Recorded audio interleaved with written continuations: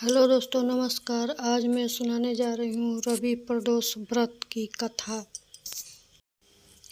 रवि प्रदोष व्रत की कथा के अनुसार एक गांव में अति दीन ब्राह्मण निवास करता था। उसकी स्वांगनी स्त्री प्रदोष व्रत किया करती थी। उसे एक ही पुत्र रत्न था।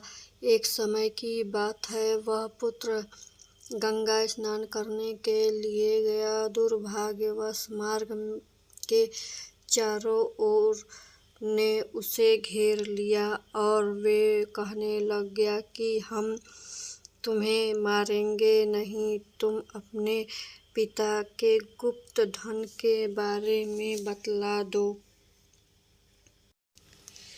बालक दीन भाव से कहने लग गया कि बंधुओं, हम अत्यंत दुखी दीन हैं, हमारे पास धन कहाँ से है। तब चारों तरफ ने किसी तरह से इस पोटली में क्या बांध है। बालक ने निसंकोच कहा कि मेरी माँ मेरे लिए रोटियां बांधी है। यह सुनकर चारों ओर अपने साथियों से कहा कि साथी, यह बहुत ही दीन दुखी है मनुष्य, अतः हम किसी और को लूटेंगे। इतना कहकर वह चारों ने उस बालक को जाने दिया। बालक वहां से चलते हुए एक नगर में पहुंचा। नगर के पास एक बरगद का पेड़ था। वह बालक उसी बरगद के पेड़ के नीचे छां में सो गया। उसी समय उस नगर के सिपाही चारों ओर खोजते हुए उस बरगद के वृक्ष के नीचे पहुंचे। बालक को चोर समझकर बंदी बनाया राजा के पास ले गए। राजा ने उसे कारावास में बंद कर देने का आदेश दिया। ब्राह्मणी का बालक जब घर नहीं लौटा, तब उसने अपने पुत्र की बड़ी चिंता हुई। अगले दिन प्रदोष व्रत था।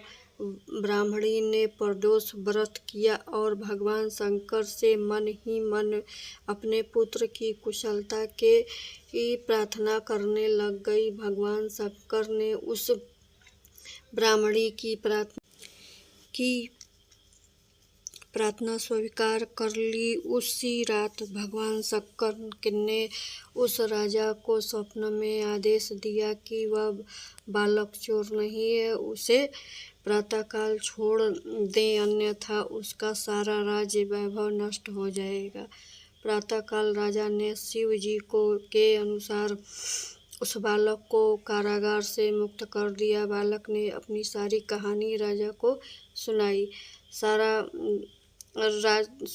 कहानी सुनकर राजा ने अपने सिपाहियों को उस बालक के घर भेजा और उसके माता पिता को राज दरबार में बुलाया।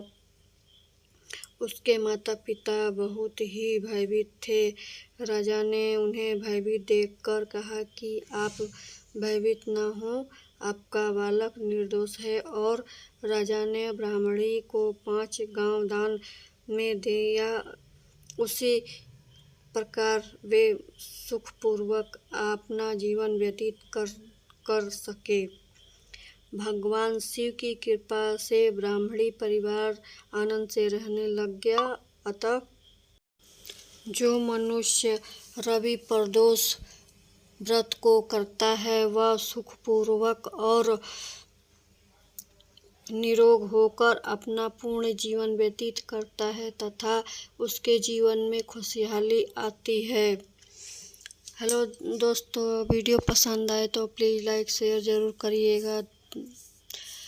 प्रेम से बोलिए भोलेनाथ की जय।